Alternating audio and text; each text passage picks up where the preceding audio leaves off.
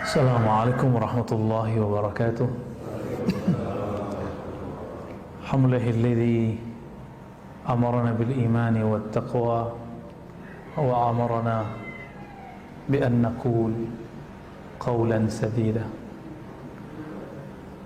Wa sallallahu ala nabiyyina Muhammadin alladzi qala man kana yu'minu billah wal yawmil akhir falyakul khairan aw liyasmut. Amma ba'du. Allahumma salli wa sallim wa barik ala nabiyyina Muhammad al-fatih lima ughliqa wal khatim lima sabaq nasiril haqqi bil haqqi wal hadi ila siratikal mustaqim wa ala alihi haqqa qadrihi wa miqdarihil azim. Amma ba'du. Bapak, saudara, sahabat jamaah subuh yang diberkahi Allah, banyak hari ini orang tidak hanya kena virus badan, tapi banyak yang kena virus pikiran.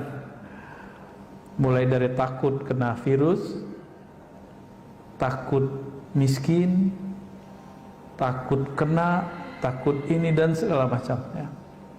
Semoga rasa takut itu tetap ada di dalam diri kita, tapi kita bisa kendalikan. Jangan kemudian membuat kita putus asa kepada Allah Subhanahu wa ta'ala. Banyak hari ini orang berkomentar untuk hal-hal yang dia tidak mengerti, cuma karena seliweran di grup-grup yang ada di WA-nya, lalu dia kemudian menjadikan itu bahan ceramahnya, bahan diskusinya, bahkan di-repost ulang, di-share ulang. Pagi ini, pagi yang berkah ini, Imam Muhammad ibn Abi Bakar ibn Abdul Qadir Syamsuddin Ar-Razi yang wafat tahun 660 Hijriah, beliau mengajarkan kita mengenai as-sumt, yang berarti diam. Bagaimana caranya diam? Diamnya orang yang tidak ahli ya tidak berkomentar. Hari ini kiai ngomongin corona, ya lucu Pak. Sebagaimana dokter ngata-ngatain doa, sampai ada yang ngomong vaksin lebih baik daripada yasin. Nah ini nggak benar.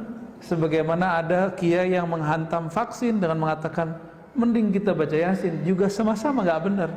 Ini sudah melanggar ilmunya dan dia tidak diam dalam kebodohannya. Dia berbicara dengan kebodohan.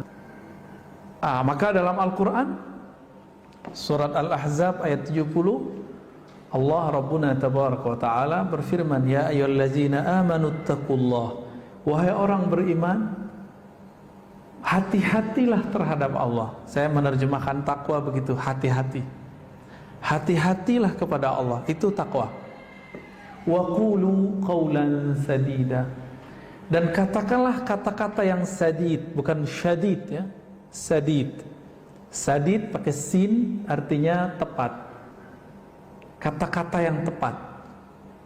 Kalau nggak tepat, uskut, diem aja. Jangan komentar.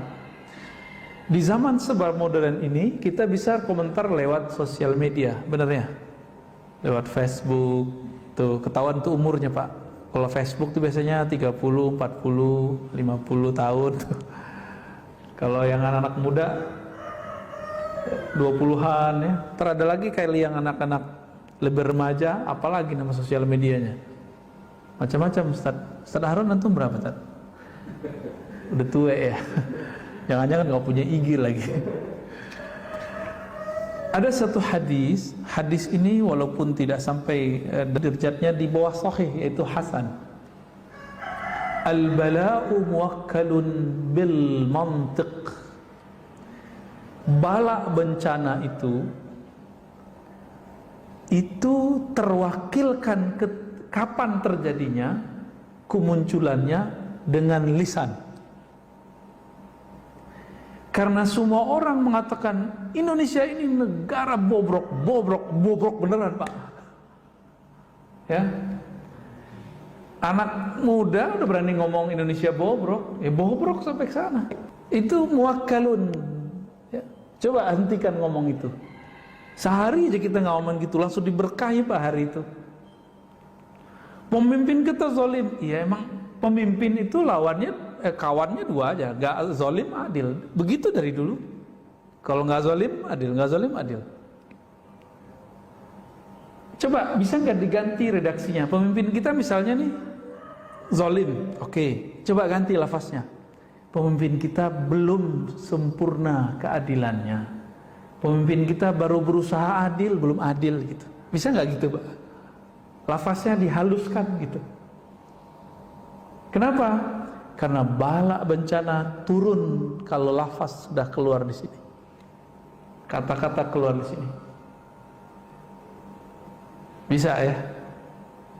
Kita mau ngomong keras tapi keluarnya lembut, bisa nggak? Mau ngomong negatif tapi bahasanya positif, bisa nggak? Misalnya dokter nih, ukuran dia pasien ini umurnya 3 hari lagi. Emang dia ngomong ke ahli warisnya, gimana keluarganya? Dah, kamu diam aja, ntar 3 hari lagi paling. Emang begitu? 3 hari lagi mati, apa begitu? Gimana? Bahasa yang bagus gimana? Doain bapak ya. Ya, semoga diberikan yang terbaik. Itu aja Pak, itu lebih baik. Maka dalam hadis Nabi, ketika ada orang sakit keras, itu ada yang, ya Allah mati aja, saya mati aja gitu. Dalam hadis itu kejadian Pak. Ternyata karakter itu sampai hari ini kita lihat, Masya Allah kawan saya yang alumni Corona Delta itu cerita ya. Kita juga alumni Pak, tapi bukan alumni yang baru ini. Dia nggak dapat ruangan di rumah sakit dan dia menyaksikan keluhannya nggak lama kejadian. Oh mati ya Allah, mati beneran. Coba rasa harap hidupnya masih ada, Allah hargai dia. Jadi kalau ada orang ngomong-ngomong begitu, ya Allah daripada sakit ini mati aja, tegur Pak orangnya. Tegurnya gimana? Kamu udah dapat jaminan kalau mati masuk surga. Kalau sudah dijamin mati aja. Udah dijamin belum Pak? Belum. Betul, orang yang mati karena taun ini salah satunya virus, itu masuk syahid. Kalau dia ridho. Kalau dia nggak ridho, nggak mati syahid ya. Nah ini kabar gembira plus kabar pahitnya.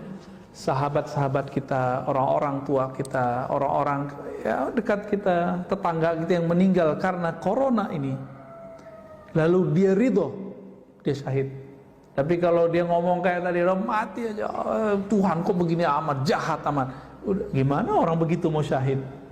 Ya, sakit kali Pak ya. Orang kayak gitu bukan syahid tapi sakit jiwanya, sakit rohaninya. Nah, ini hati-hati nih, al-bala muwakkalun bil mantiq. Bapak nih tengkar sama istri terus ngomong, kamu kalau begini terus saya stroke nih, tunggu aja Pak. Nah, gimana biar supaya nggak stroke, nggak jadi? Bapak bayar dengan puasa atau sedekah, kafarah namanya. Bayar sedekah Pak. Yang baik. Ya Allah ampuni saya, lisanku berkata tidak benar. Ya. Kamu kalau begini kita cerai nih, nunggu waktu cerai aja Pak. Ya, tinggal nunggu waktu cerai. Jangan ngomong begitu. Ya. Marah ke anak, kamu nih bodoh amat, bodoh beneran. Diam aja kalau kita kesel ngajarin anak, kan ini sekarang zaman-zaman anak-anak sekolah di rumah ya, kesel aja, tapi jangan bilang anak bodoh, anak bandel, jangan ngomong gitu. Itu bala bencana tuh. Kalau pernah lakukan istighfar, ya, dipegang kepala anak kita. Jangan-jangan kita ngajarin anak kita nggak pakai doa. Ya, ini nih ibu-ibu, bapak-bapak ngajarin anak pakai doa nggak? Makanya marah mulu. Kalau pakai doa mau marah nggak jadi Pak. Mungkin kita menghindar. Ini rahasianya.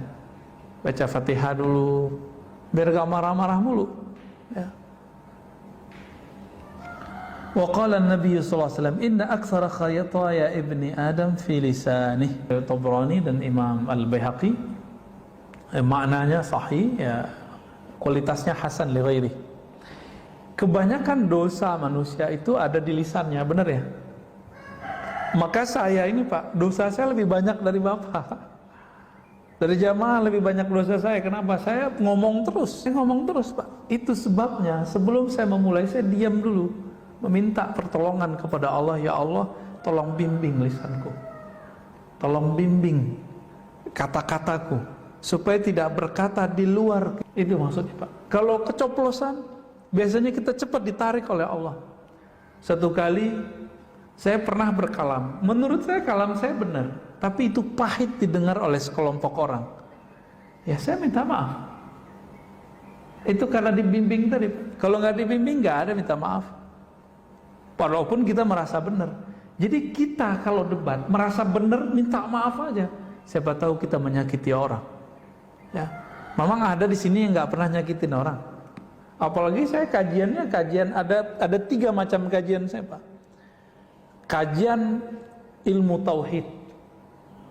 Itu saya nyerang orang. Tauhid ahlus sunnah kita diserang orang, ya saya serang balik dong, mempertahankan diri, mempertahankan akidah kita, manhaj kita. Boleh nggak? Kita dibilang sesat sama mereka, boleh nggak kita balas? Ya boleh.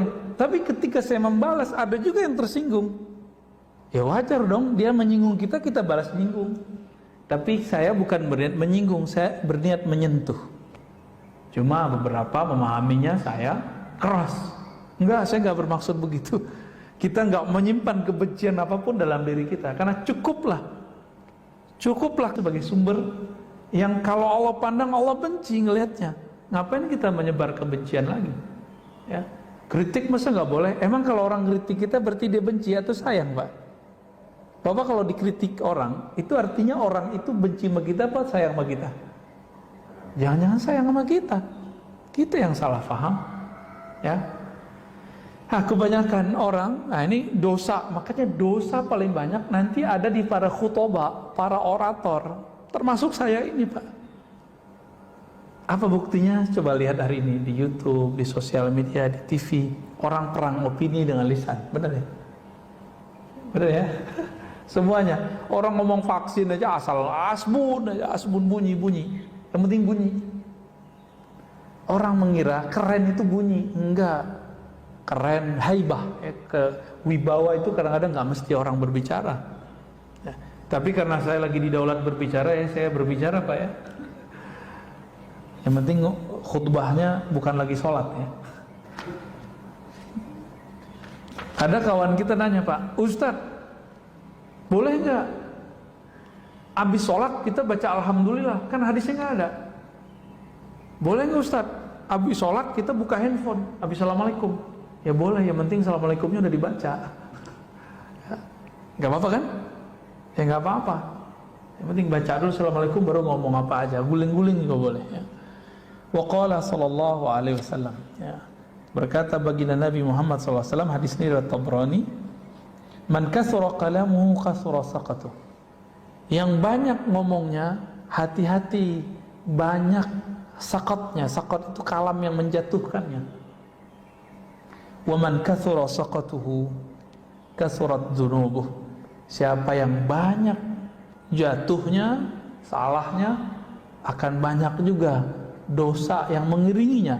Dzunub itu bahasa Arab artinya sesuatu yang akan berakibat di belakang hari. Itu. Wa man kathurat dzunubuhu kanat an-naru aula bih. Kalau sudah banyak dosa, ya neraka yang dikejarnya. Ini bukan panitia neraka Pak. Nabi lagi ngingetin kita, hati-hati sama lisan. Lisan ini ujungnya surga atau ujungnya neraka, dua aja. Ya. Tapi sekarang orang hobi meneraka-nerakakan orang lain. Yang paling lucu itu Pak, kajian antum yang di sini, tapi kajian saya itu dipotong, terus ada yang komen. Komen itu disampaikan ke saya. Komennya lucu, gimana komennya? Ini yang paling lucu bagi saya mau ketawa kalau dia komen begini. Saya bersaksi nanti di akhirat bahwa si orang ini, orang jahil ini, pembawa fitnah ini, dia telah bawa kedustaan. Kira-kira gitu maknanya. Dia lupa, gak baca ayat. Kalau di Quran disebutkan, setiap orang nanti dia gak akan sempat Pak bersaksi, gak akan sempat ya. Yang ada Bapak ketemu saya nih paling menghindar. Bapak ketemu saya pun menghindar. Kan Bapak ngira saya ini ustadz. Ustadz kan seharusnya nggak banyak dosa, tapi kan saya banyak dosa Pak. dosa akal, dosa batin, banyak dosa saya. Ketika Bapak nanti mencari, jadi kan nanti orang-orang di akhirat itu nyari backup, nyari syafaat. Karena nggak ketemu Rasulullah, cari guru. Bapak nanti nyari-nyari guru ntar. Gurunya lagi kesusahan. Semua orang nanti nyari Nabi Adam. Nabi Adam bilang dari surga. Kata Nabi Adam, cari Nuh. Nuh juga bilang begitu. Nuh mengatakan, dulu umatku aku doakan hancur. Datang ke Ibrahim. Ibrahim mengatakan, saya pernah bohong 2 kali. Bohongnya itu benar loh Pak, Nabi Ibrahim. Itu beliau merasa nggak bisa memberi syafaat orang. Sekarang mursyid sok-sokan, udah sering bohong, sok-sok bisa nyelamatin murid. Ustadz dengan jamaahnya sok-sok bisa menyelamatkan murid. Ngancem-ngancem orang dengan neraka. Nauzubillah min dzalik. Nauzubillah min dzalik. Nabi Ibrahim bohongnya benar. Itu beliau malu untuk membantu umat manusia. Lalu kita siapa? Dengan dosa-dosa yang kita lakukan setiap hari, melihat handphone, melihat dunia, melihat TV, mikir yang gak benar, ngomong, komentar yang gak jelas. Terus antum bisa mau selamatin orang? Ya, mau ustadz kayak, mau kiai kayak, mau habib kayak, sama. Sama semua. Hatta Nabi Isa, hatta Nabi Musa, apa kata mereka? Itu fa'tu Muhammadan, datanglah kepada Muhammad. Makanya Nabi Muhammad ngomong, Anal Fatih, akulah yang menutup. Maka muncullah salawat, namanya salawat Al-Fatih. Itu dari situ tuh hadisnya. Jangan dikira itu bid'ah ya. Salah satu salawat favorit saya setelah salawat Ibrahimiyah yang kita baca dalam salatnya, dalam tasyahud.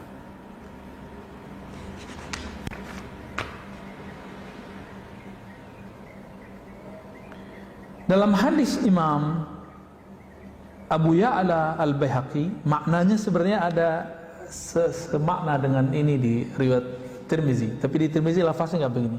Apa lafaznya? Kalau riwayat Abu Ya'la dan Baihaqi, laisa syai'un ashadda minal jasadi illa wa huwa yashku hiddatal lisan. Tidaklah ada keluhan jasad. Jadi jasadnya mengeluh tiap pagi, tiap hari dia mengeluh, melapor kepada Allah. Ya Allah, kenapa dengan badan? Apa yang dikeluhkan? Tajamnya lisan ini, nyakitin, nyelekit. Benar Pak ya? Maaf kalau saya nyelekit Pak ya. Maaf kalau saya menyinggung Pak. Saya tidak maksud menyinggung, saya maksudnya menyentuh. Kalau tersinggung, mohon diganti lafaznya. Saya ingin menyentuh hati saya sendiri dan hati kita semua, ya. Dan saya minta ampun kepada Allah kalau saya pernah menyinggung Bapak Saudara semua. Kenapa? Tubuh kita akan protes Pak kepada kolbu, kepada semuanya. Apa katanya? Wahai lisan, tolong kamu jaga. Dalam hadis Imam Tirmizi itu tubuh, tangan ngomong, punggung ngomong, badan ngomong, semua ngomong. Wahai lisan, kami ini jaminannya adalah engkau, tolong jaga kalam engkau. Itu kalau di hadis Imam Tirmizi, ya. Maka hadis yang sering kita dengar, ini pedas sekali Rasulullah ngomong, man kana yu'minu billah wal yawmil akhir falyakul khairan aw liyasmut. Hadis sahih ya, hadis sahih Bukhari. Kalau kamu memang percaya kepada Allah, beriman kepada Allah, percaya kepada hari akhirat, maka katakan yang baik atau diam. Ini orang nih di masa pandemi ini ngamalin hadis ini aja beres Pak, sebenarnya beres ngurus negara. Tapi politisi kan nggak mau, dia ingin menari, ingin meraup suara. Ketika lagi kacau begini dia menarik suara, ya, ingin komentar.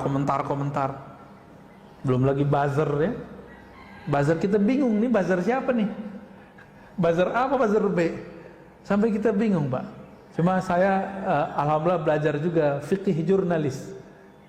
Itu kita tahu tuh ya, model-modelnya, dia arahnya kemana, tujuannya kemana.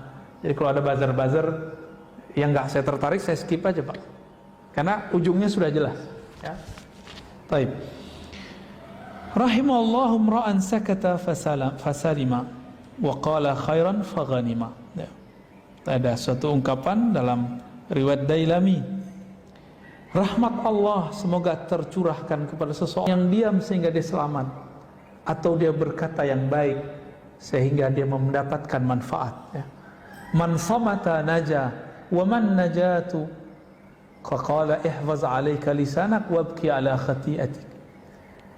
Nabi SAW bersabda, ya, cuma ini riwayatnya semakna dengan ada di riwayat Imam Tirmizi. Siapa yang diam pasti selamat. Apa itu keselamatan, wahai Rasulullah? Rasulullah mengatakan, ihfaz 'alaika lisanak. Jagalah lisanmu dan tangisilah kesalahanmu. Ya. Menangis itu karena tersentuh atau tersinggung. Mirip-mirip, ya. Kita tersinggung nangis juga, tersentuh nangis juga. Ini maksudnya, sentuhlah hatimu sehingga dia menangisi kesalahan masa lalunya. Itu dia. Maka Imam Abu Bakar Ar-Razi mengatakan, as-sumtu salamatun wa huwa al-aslu wan nutqu 'aridun. Ini perkataan ulama ahli hakikat. Diam itu adalah asal keselamatan. Berbicara itu adalah awal dari kebinasaan. Maka hati-hati ketika berbicara. Kalau sekarang orang nyebutnya apa? Jejak apa namanya? Jejak digital, ya. Ya Allah salimna. Semoga Allah selamatkan kita, ya. Amin. Maka saran kepada diri kami dan teman-teman santri mahasiswa, jangan berfatwa dulu, jangan berkomentar terhadap suatu isu keagamaan dulu sampai kita matang di bidang itu. Sehingga orang nanti jika track kita dicek ini, kalau bahasa hadisnya ditakhrij, dicek. Ini orang berubah-ubah nggak? Ketahuan, Pak, nanti. Konsisten nggak dia? Nanti ketahuan. Ini digoda dikit sama ini berubah, digoda ini sama ini berubah. Ada yang berubahnya per minggu. Tadi bilang bid'ah. Tadi bilang haram, karena kemudian didesak orang nggak bilang haram. Lagu Indonesia Raya, ya. Ada yang ketawa nih. Ini bukan mau menyinggung, ini menyentuh, ya. Kalau sebelum ngomong, pikirkan dulu. Jangan ngomong dulu baru mikir. Gitu maksudnya.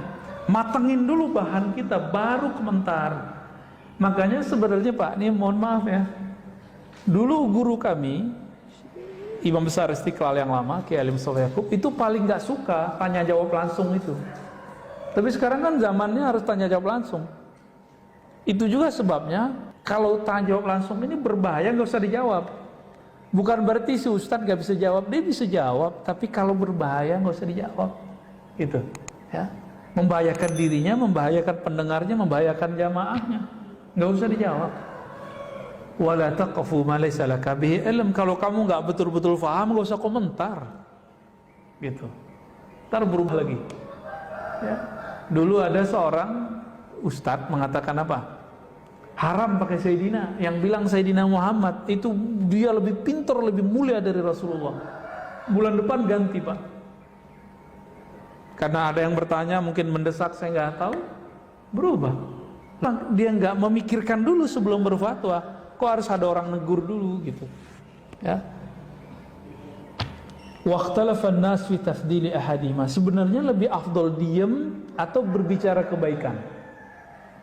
Kira-kira nih kalau saya duduk di sini, bagusnya saya diam atau ngomong, Pak? Serius? Boleh nih saya ngomong deh, ya. Jadi kalau posisi saya di sini nih, bagusnya saya ngomong apa? Diam. Ngomong apa? Khairan. Khairan itu artinya dua, Pak, ya. Pertama, pilihan kata terbaik. Yang kedua, khairan itu yang, kalau tadi pilihan, sekarang yang terbaik terpilih. Kalau tadi kita pilihin, sekarang akhyar, yang terbaiknya itu khairan.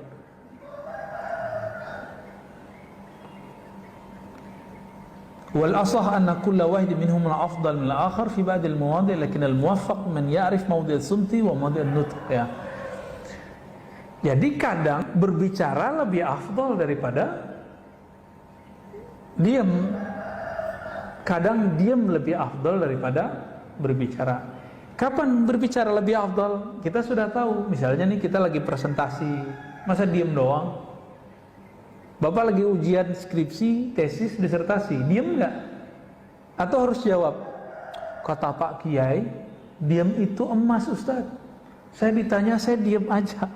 Emang begitu? Enggak begitu juga ya.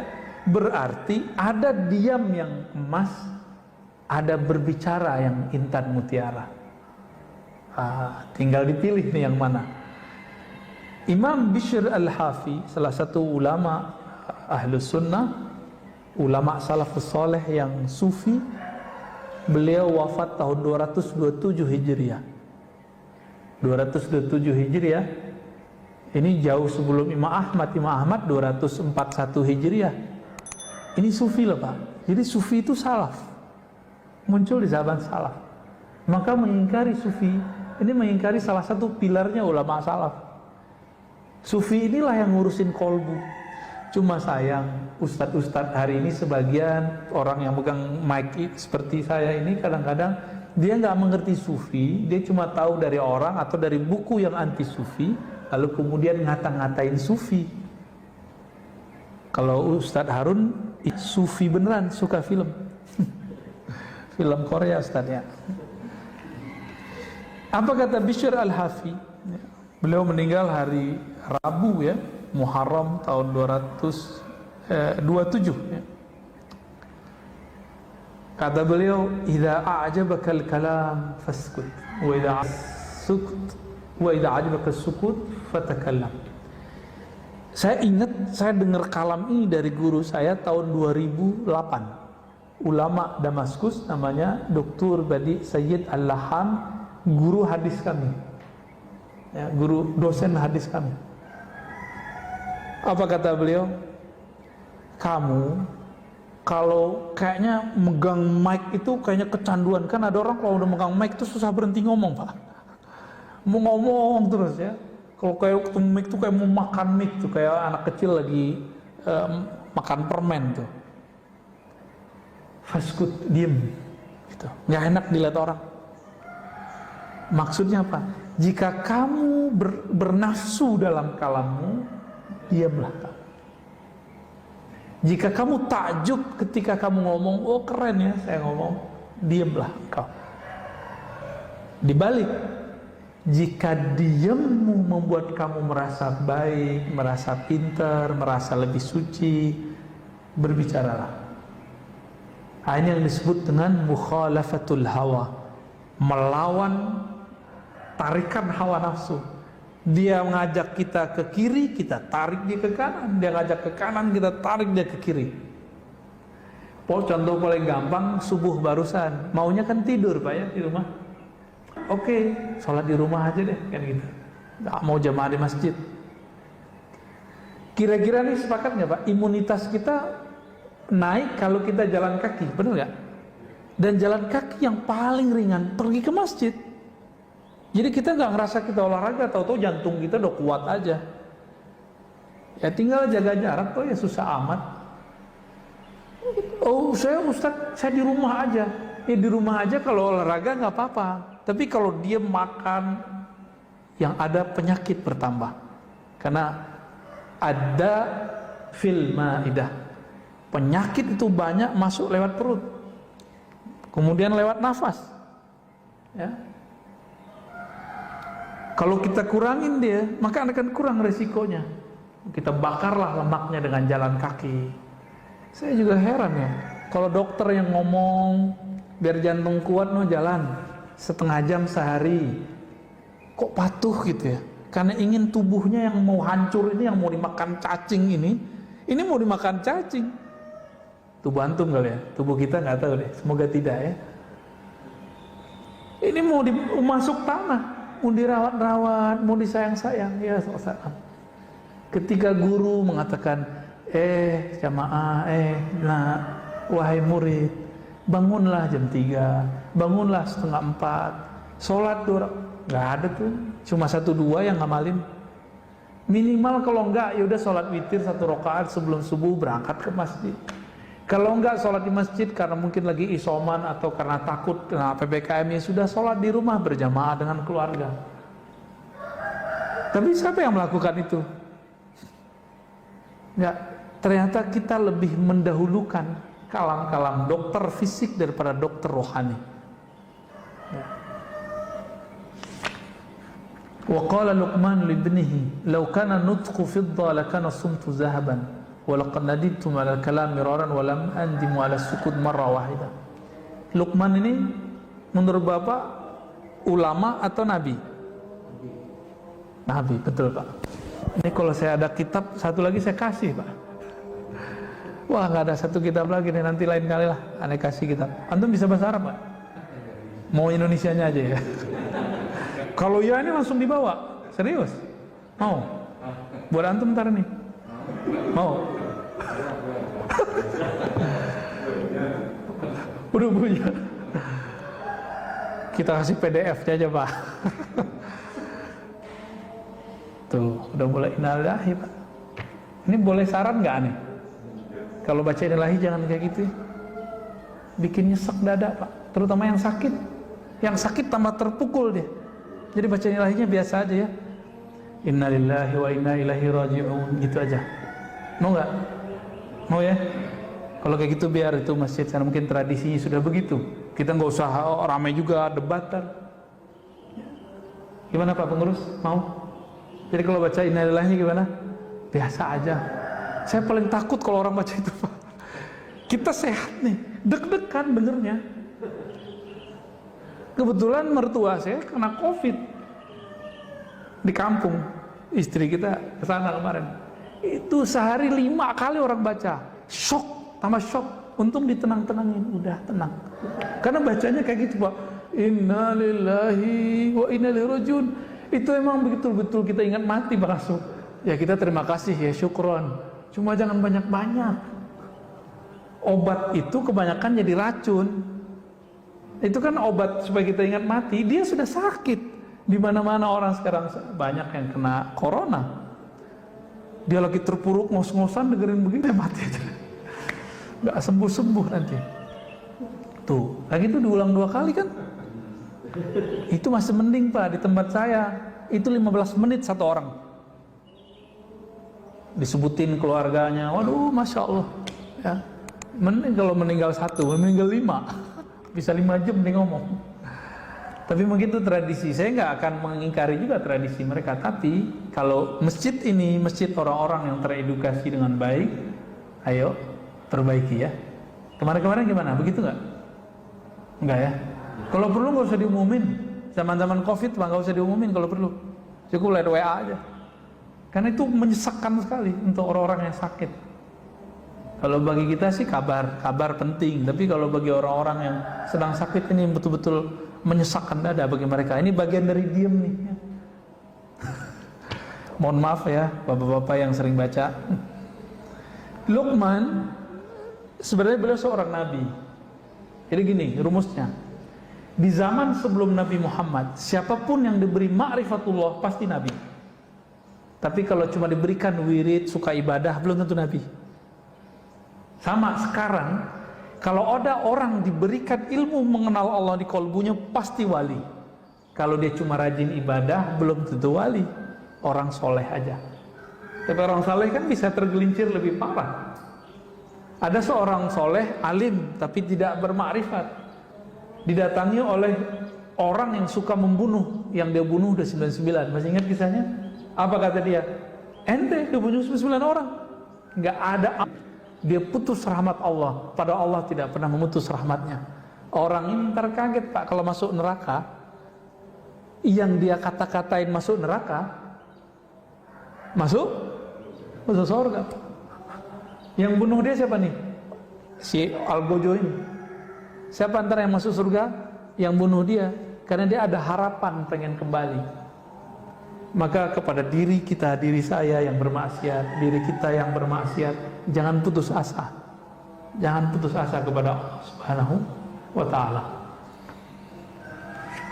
Kata Sayyidina Luqman kepada anaknya, "Lau kana nutku," seandainya dia ngomong itu koin perak ya. Lakana sumtu zahaban, maka diam itu adalah koin emas. Walaqad nadimtu 'alal kalam miraran wa lam andimu 'ala sukuti marratan wahidah. Nadima yandam lan andam 'ala sukuti marratan wahidah. Aku sering menyesali kalamku berkali-kali. Ngomong sekali, nyeselnya berkali-kali. Pernah nggak? Kok saya ngomong gitu ya? Pernah nggak? Dan orang yang banyak ngomong bukan pada tempatnya, dia akan ngomong gini, aduh gimana? Dulu awal-awal saya khutbah Pak, awal-awal saya ceramah, kadang-kadang yang belum pantas kita bicarakan. Itu selesai khutbah atau ceramah, itu kepikiran dulu, ya Allah, kenapa saya ngomong begitu? Ternyata kita lupa rumus-rumusnya. Sebelum ceramah, minta perlindungan dulu kepada Allah, minta bimbingan Allah Subhanahu wa Ta'ala. Koneksikan hati kita dengan kecintaan kepada Rasulullah, kepada ulama-ulama waliullah, baru kemudian kita ngomong. Semoga dalam bimbingan Allah Subhanahu wa Ta'ala. Dan aku tidak pernah menyesal dari diamku, ini kata beliau, ya. Wa'alam anna sumta ala nawain. Diam itu ada dua macam. Diamnya orang awam, diamnya khawas, para wali. Orang awam diamnya cukup dari ghibah, menggibahi orang, wal kizb, dan bohong, ngomongin orang, mau dia kiai, ulama, mau pemimpin. Kalau kita nggak bisa ngomong yang proporsional, itu ghibah namanya. Gimana? Baik lewat sosial media ataupun langsung. Jadi kalau kita dengar berita, nggak bisa komentar baik, diem aja. Ini kalau ini diamalin aja Pak, ini beres kan negara kita. Cuma karena semua orang ngomong, di rumah kita aja pasti ada yang suka komentar terhadap semua apa yang terjadi di negara ini. Baik dari kejadian pergerakan partai, kebijakan pemerintah, rakyat ini, opini ini, pasti banyak yang komentar, padahal itu nggak ngerti apa yang dikomentari, ya. Waqala Abu Ali Ad-Daqqaq, ya. Lanjut. Yang kedua, diamnya wali. Apa diamnya wali? Imsaqus sultan lisanil haibah. Menahan lisan di saat dikuasai oleh perasaan hebat, kagum. Ini kalau orang rapat pada rapat RT aja ramai Pak. Jadi di saat ngomong itu kayak kita pengen dihargai orang, ya. Bapak rapat masjid nih, kita kalau ngomong tuh kayak pengen didengerin. Itulah sebabnya kita marah kalau kita ngomong orang nggak dengerin, bener ya? Kecuali Bapak ini guru ngaji, ya, murid-murid kita ajarin, dia berisik, boleh kita marah. Orang nggak senang ngomongin kita, lalu dia ngomong lagi, nggak apa-apa, biarin aja. Berarti ada nggak benar dari alam kita, ya. Wadzalika sumtu huwa min adabil hadrah, ya. Nah, kenapa? Karena rasa kehadiran di hadapan Allah, Rasulullah itu ada pada kata apa jauh Pak? Dekat, benar dekat. Serius, udah rasa belum? Kalau Allah dekat, kita kalau dekat dengan orang yang kita hormati, berani nggak ngomong sembarangan? Hei orang yang suka komentar macam-macam, kalau kita merasa dekat kepada Allah, Allah itu dekat kepada kita, berani nggak komentar sembarangan? Malu kepada Allah Subhanahu wa Ta'ala, ya. Ini ilustrasi Pak, ya. Di UIN itu, saya kan kuliah di UIN dulu. Yang saya takuti kalau sama satu orang Pak, yang betul-betul kalau ngomong itu saya nggak susah untuk memotongnya dan menjawabnya pun super hati-hati. Itu Profesor Dr. Azimadi Azra, guru kita. Kalau beliau ngomong atau nanya, itu jantung saya berdebar tuh dulu waktu masih kuliah.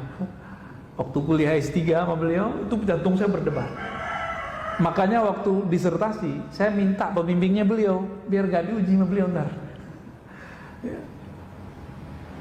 Itu sebenarnya Pak. Itu kenapa? Dan saya kalau di depan beliau nggak berani ngomong sembarangan dan nggak pernah berbicara tanpa data. Kalau depan beliau harus ada datanya dibaca dengan metodologi dan approach pendekatan yang pas. Kalau enggak, kamu ini cocok logi, nggak relevan, ya, nggak koheren, gitu lafaz-lafaznya. Jadi dulu waktu saya mengajukan outline Pak, beliau nggak banyak ngomong. Saya nggak berani lewat sekretarisnya. Saking saya nggak berani ketemu beliau, Pak. Nggak berani ngomong juga depan beliau. Kasih ke sekretarisnya, outline saya dicoret. Itu banyak outline sampai pendahuluan semua dicoret. Ketika kita baca, itu kayak dia ngomong. Jadi tulisan dia bagi saya udah sama kayak dia ngomong. Ngaco, gitu ya. Nggak koheren, lompat-lompat. Langsung kita rombak. Dan saya cuma bimbingan sekali itu.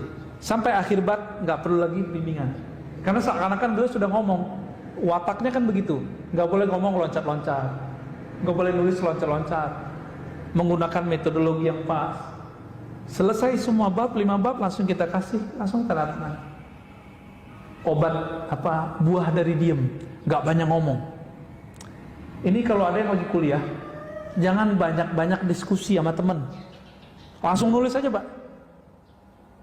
Loh kenapa? Kalau kebanyakan diskusi, kebanyakan bahan masuk, bingung mau nulis apa.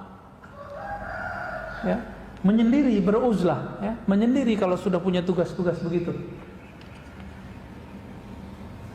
Maka diam itu boleh kita bagi diamnya lisan, yang kedua diamnya qalbu. Diamnya lisan dari mengatakan yang tidak benar, diamnya qalbu dari Allah Subhanahu wa ta'ala. Maka tadi ketika imam membacakan ayat, qalbunya diam nggak, Pak? Atau qalbunya jalan-jalan berisik? Atau qalbunya jadi juri? Wah, enak nih. Nggak enak nih. Wah, panjang nih. Tuh berisik tuh qalbunya. Ya bener ya. Apalagi sholat Jumat pas siang-siang ya. Waduh, imamnya panjang-panjang baca surat Qaf. Kan sunahnya baca Qaf, Pak. Itu 3 halaman loh, Pak ya. 3 halaman. Tapi akhirnya khotib-khotib kita kalau nggak jadi imam cuma alam nasroh. Ya, kulhu. Jumatan kok pakai kulhu. Kenapa? Karena hati jamaah berisik. Pernah kita sholat di satu masjid. Masjid itu udah direbut berbagai macam aliran. Terakhir direbut oleh aliran yang berkunut. Tapi kita sholat di masjid itu subuh nggak nyaman sama sekali. Karena di sini ada yang angkat tangan, sini nggak. Sono nggak angkatan, bagian sini ngangkat semua. Jadi nggak nyaman, Pak. Jadi samping kiri kanan kita ada yang ngangkat dan nggak. Jadi hatinya lagi sholat tuh pecah dan itu terasa auranya nggak nyaman. Kolbunya berisik. Kolbu kan bisa ngerti bahasa kolbu. Apa kata si kolbu? Imamnya pakai hadis doif gitu. Kata yang angkat tangan, saya ini nggak angkat tangan, berarti dia mukhalafatul imam, dia menyalahi imam. Berisik itu hati mereka, sama-sama berisik. Habis itu saya nggak mau datang lagi, cuma 2 kali aja ke sana. Pertama telat, kita nggak tahu. Yang kedua kita tahu. Masya Allah, nggak nyaman sama sekali. Itu kelihatan keluar itu salam-salaman. Sebelum Covid tuh ya, kelihatan. Ya. Nggak ada persaudaraan. Cuma karena masalah kunut tuh. Belum lagi ntar zikir jamaah ba'da sholat, tambah rame.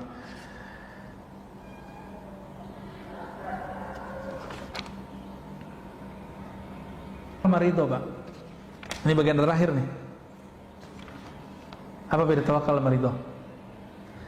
Tawakal itu sumtu qalbihi an talabi rizki. Orang tawakal itu dia ngerti Allah itu ngasih rezekinya, time-nya sudah jelas. Maka dia diam, nggak ngeluh. Sumtu qalbihi, diam kolbunya dari menuntut. Ini contoh, Bapak belum diam nih.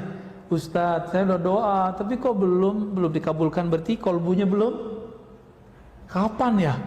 Berarti kolbunya berisik tuh.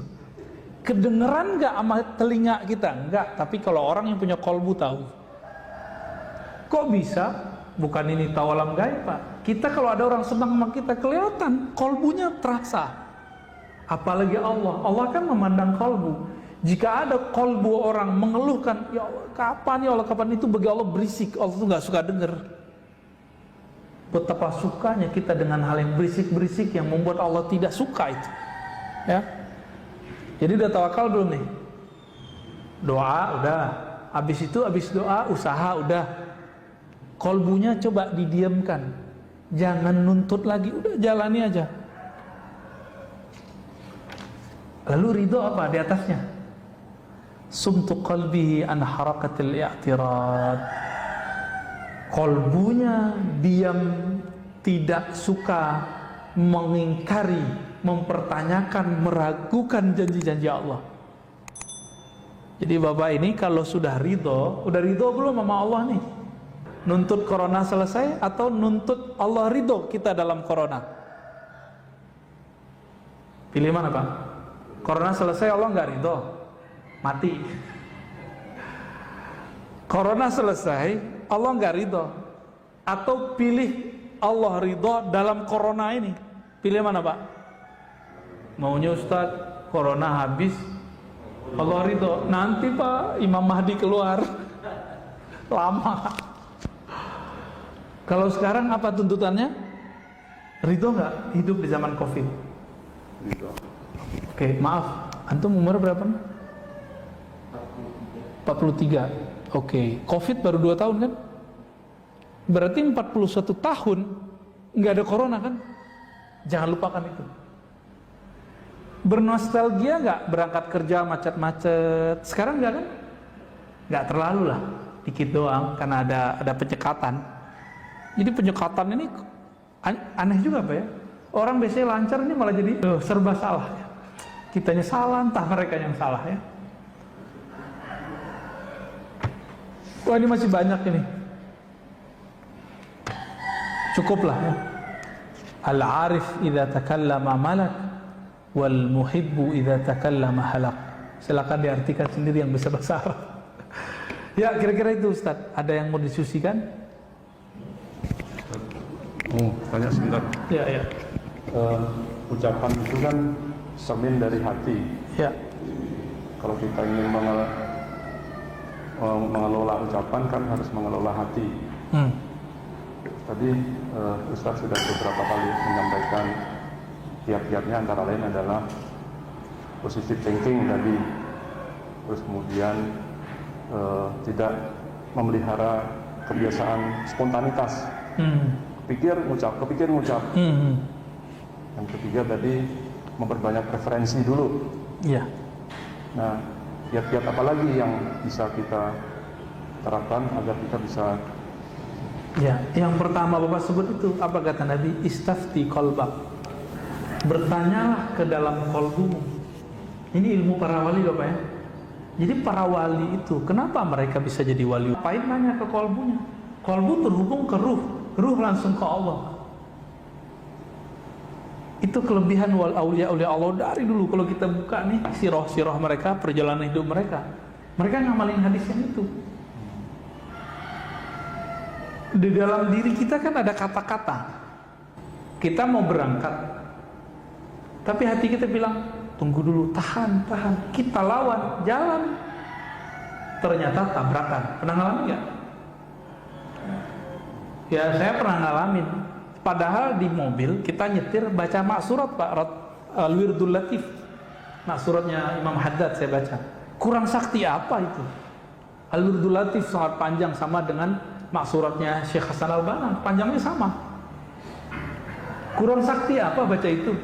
Tabrakan. Nabraknya nggak tanggung-tanggung. Saya belok, ada orang pakai motor, bah. Untung dia pakai helm, kepalanya itu langsung. Jadi dia tuh guling-guling Pak, kena ke tiang listrik. Masih syukur kepalanya nggak pecah, yang pecah cuma helmnya. Saya masih syukur. Coba kalau kepalanya pecah kan saya masuk penjara. Tapi saya nggak salah juga, karena dia nggak punya SIM. Nggak punya SIM, kita mau ke kiri dia, kira-kira gitu. Batin saya udah bilang, jangan berangkat dulu, nunggu agak siangan dikit. Tapi kita lawan, pengen cepet-cepetan, pengen buru-buru. Ternyata benar kata Nabi, buru-buru itu dari setan. Benar ya?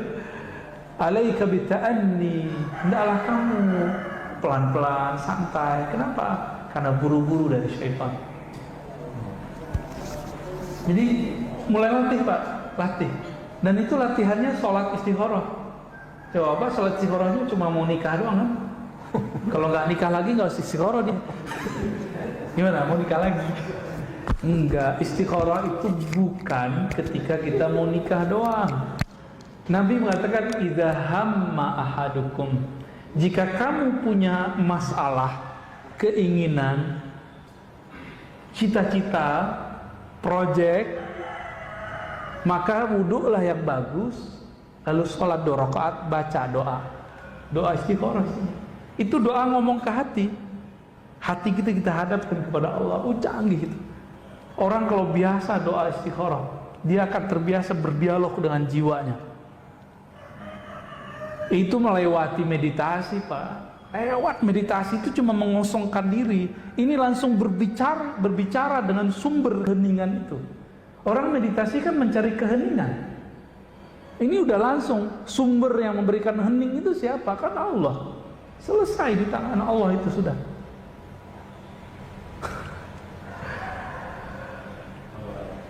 Ya, udah cukup. Waduh, antum mau nambah? Nah ini Ustaz, kalau dosa yang muluk itu kan di kalangan kurang bagus ya. Nah, terus kalau jari itu gimana Ustaz? Sama nggak dengan Kalau kolbu itu punya makna, diterjemahkan oleh lisan. Karena dulu sosial media itu cuma ngomong. Orang Arab kan pakarnya ngomong, maka mereka bisa mengubah kalam dengan syair-syair yang indah. Sekarang lebih canggih. Sekarang pakai apa?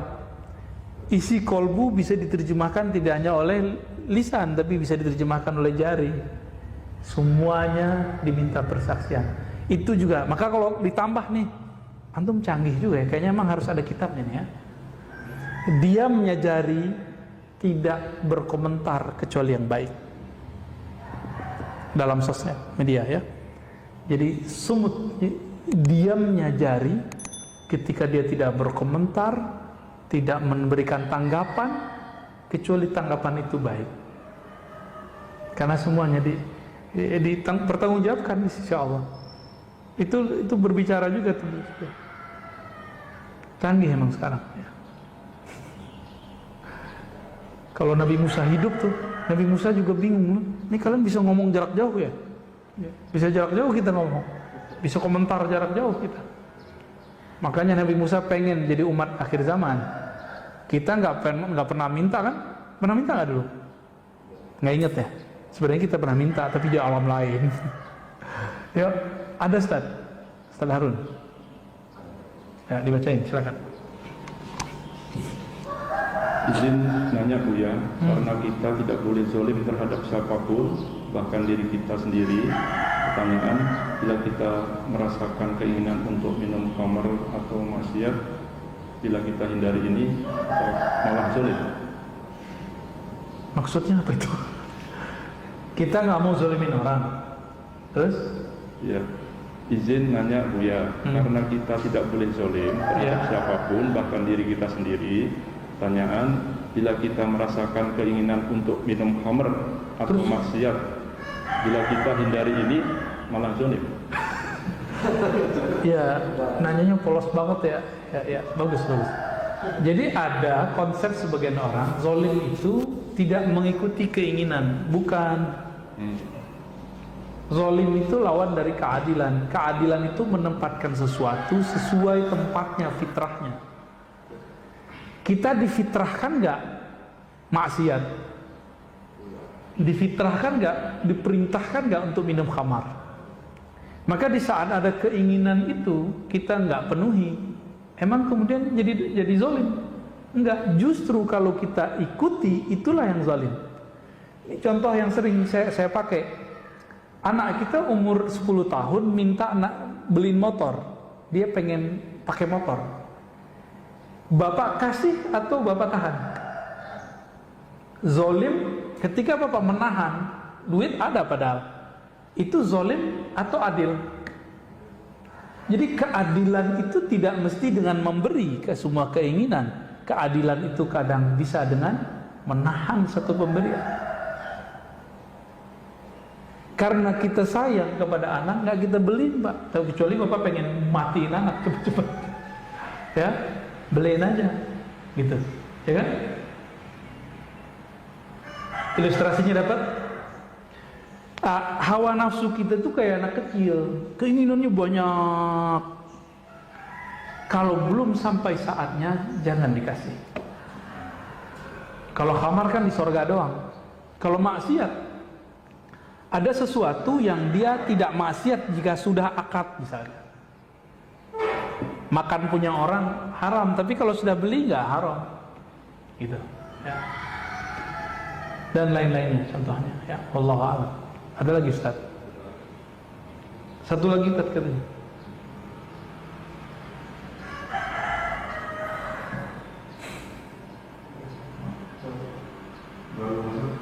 Ya. Cara mengetahui kabar yang dari Allah atau dari syaitan, bagaimana walaupun kabar itu kelihatannya baik? Kabar ya? Gimana pertanyaannya? Memahami kabar yang masuk ke kolbu dari Allah atau bukan? Oh, oke. Baik. Kolbu yang berzikir kepada Allah pasti yang masuk ke dalamnya nur. Tapi kolbu yang isinya kelalaian kepada Allah pasti masuknya dari syaitan. Maka perhatikan di saat sinyal-sinyal itu masuk, kita lagi zikir atau kita lagi mikir. Kita lagi zikir atau lagi mikirin dunia. Kalau lagi mikirin dunia, walaupun casingnya casing akhirat, itu tidak baik. Jangan diambil. Ya. Itu indikatornya. Dari mana itu? Dari hadis Imam Ahmad, hadis Imam Tirmizi. Setan itu dan malaikat mempunyai belalai khusus ke kolbu. Jika dia zikir, maka belalai malaikatlah yang ada, sayap malaikatlah yang muncul. Jika tidak, maka belalai si iblis syaitanlah. Bukan belalai lagi ya. Kalau lagi banyak nyamuk nih, kenapa nih? Dia kan bisa nyuntikin tuh. Suntikan itu tuh apa namanya tuh? Sumut. Itu. Sumut.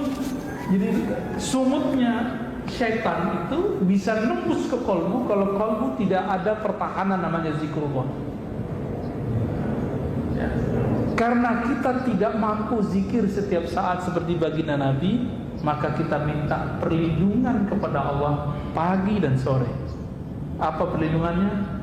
Ya muqallibal qulub, wahai yang membolak-balik hati, tolong tetapkan hati kami dalam agamamu, taat kepadamu, supaya gak kemasukan. Jadi walaupun nih saya pegang kitab Pak, saya duduk di masjid, saya duduk di mimbar ngomong pakai ayat Quran, tapi kalau saya tidak berlindung kepada Allah dan minta bantuan Allah, kalau saya berceramah, ceramahnya akan berisi kalam-kalam syaitan. Kalau nanti mirip-mirip kayak binatang buas tapi pakai dalil, itu aja bedanya. Agak soleh dikit pakai dalil, galaknya berdalil Pak. Kita nggak mau begitu ya. Kita maunya ya sesuai dengan kebeningan qalbu itulah.